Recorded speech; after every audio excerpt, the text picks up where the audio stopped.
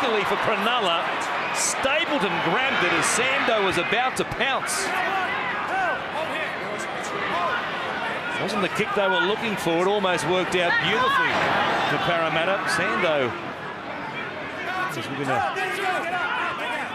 hand width of coming up with the ball and scampering off for a try. Now Gallen. Played about 42 away from the Parramatta line. In a 2-point game, De Gois taking it to the line. Back on the right-hand side this time. Getting plenty of touches tonight. Some good, some not so. Now right. To the line, giving it to Wade Graham. And he'll play it eventually. He's tackled just inside the Eels 20. Last play once again. This time it's Robson at first receiver. It kicks back towards Luke Bird. Isaac Gordon a chance once again. Bird comes down with it, but they'll take him into touch. Scrum. They are just dominating at this end of the field. Yeah, they're playing some really smart football, Cronulla. And how good is it to see a 5'8" like Todd Carney playing both sides of the field? The other impressive thing about his performance so far, other than that one mistake, is he's now taking the ball to the line. Chris. And he's engaging and he's trying to use his running game when the opposition are tired. Early in the game when they're waiting for him to run, he's handing it off to other players. He's using them up. And then when he senses an opportunity with a tired defender, bang, he takes it. They've already had 17 tackles inside the opposition 20, the Sharks. Now Carney coming across to link up with Wright. Using up some gas defensively on their own line, aren't they, the Eels? There's no Mungo there for Feta. The inside ball from Carney, almost able to take advantage of it. He'll be barely half a metre away when he's forced to play it here after 2 plays. Slow play the ball, a hand in the play the ball is what the referee says. Todd!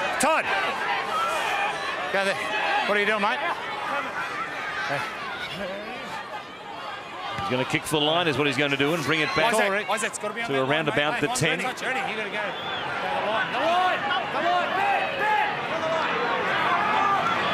Back underway, Robson giving it 2 for Feta. 5 metres out, De Gois. Giving it to Colin Best, a beautifully worked play. Showed it again, did De Gois. And he found Colin Best, and they've opened them up at last. And that's on the back of pressure and not panicking. And it's a professional display by the Sharks. And a real sign of maturity in their performances. Chrissy Sando giving away a penalty.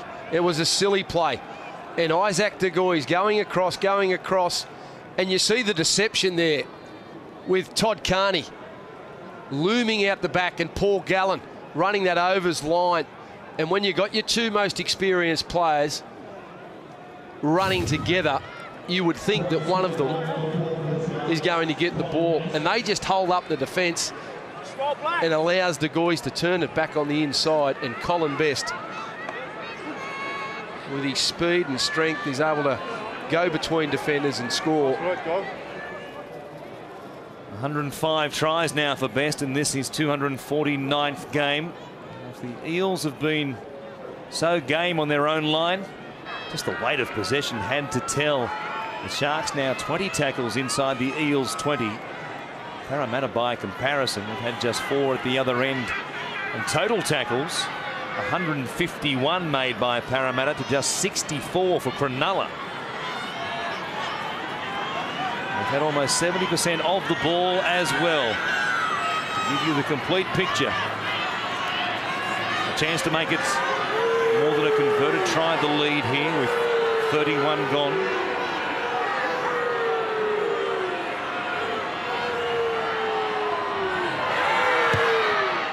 On a fairly straight approach, Carney has no trouble adding the extra 2. 14-6. The Sharks fans here in attendance tonight are happy.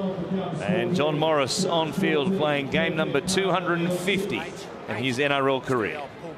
Been a good player, hasn't he, Johnny Morris? Been to a number of clubs, but he's been very versatile. He's found a position here at the Sharks, coming off the bench and filling in at dummy half and doing an outstanding job in tandem with Isaac. So after going down to the Bulldogs 2 weeks ago on Monday Night Football, the Sharks, the team we know them to be in 2012 with Carney and Gallen both in tow tonight after missing that game against the Bulldogs on Origin duty. And here is Gallen playing it just outside the 20. Morris feeds it across to Carney. Goes past Bukuya and then goes past Pomeroy as well. He puts the foot down. He's backing himself now, isn't he? Entered a gap there between Roberts and also Burt. Now a good strong tackle by Ben Roberts. Picked up Isaac Gordon. He'll play it. Back to Bukuya. But already they're back at the halfway line. A chance again to put some pressure on the back three for Parramatta. Waiting at first receiver. Goes back to Robson. Kicks it down the short side. Turns out Hayne will play at it. Bring it back to his own 20. He'll play it there from up against the sideline. Doing everything pretty nicely tonight, aren't they? 18 of 19 sets the Sharks have completed. Yeah, they're doing it well. But for Parramatta, it's about not panicking. I mean, they've had no possession. They're only 8 points behind.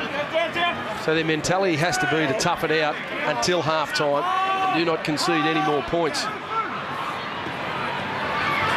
Hindmarsh coming across to Moi. He put him under enormous pressure. Graham was up quickly off the line. And Fui did enormously well to hang on to it. He got rattled. Haynes kicked it to take a deflection. It won't matter because Wright will play it off the boots. They've had good pressure on Jared Haynes kicking tonight and again as a result. The Sharks have it just 15 on their own side of halfway. Yeah, it's a big part of Parramatta's game. Jared Haynes' boot.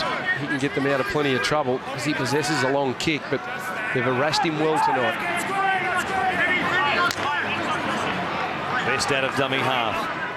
Taking it back across the halfway line. They've been camped here in this first half. Morris to Carney, giving it to Graham. They were sweating on him. Blair got there. So did Sando. Chrissy Sando fired up after being fended away. Never takes too much, does it? And the red mist rising before his eyes. Now Smith. Proving a handful, going through the tackle there of all good. And he'll play it 20 metres out. They'll have one more. They've got some numbers on the right-hand side. Gallen keeps it going that way. Bukuya to Pomeroy. Knocked down by Burt. It'll be a knock-on against the Eels. Be very careful. He's played it. Well, it was a great read in defence by Luke Burt. The tackle needed to be made. He made contact with the ball, and that's the way that the referees have been adjudicating. Marker, yeah, just get on that play. You can see him coming in to make a tackle. Pomeroy goes to pass it into Burt. The Sharks know it's 6 again, but they've got to be strong here, Parramatta. all the way in. All the way in. All in. Robson from the back of the scrum. What a great ball to Carney, who did well to elect not to play at it. And now Pomeroy being frog marched here by Chase Blair, and in the end he had to get rid of the ball because he was about to drop it, and then Blair and Pomeroy almost came to blows. Here's Fafita. They're playing just outside the Eels 10. They get numbers to the short side again. Gallen is there, linking up with Bukuya. Fijian will play it 5 metres out from the line. Morris showing it. Trying to sneak in against his old club. Stopped, as it turned out, by Keating and Morgan. Gallen showing it. He gets across as easily as you like. And they've got their third try of the night. He loves to go from dummy half. And after Morris got him within range, he thought, why not? Let's make it back-to-back efforts. And he dives in to score. And that's always a part of your plan when you play Cronulla. If Paul Gallen goes to dummy half in this situation, more than likely he's going to test the defence. He's in there for a reason.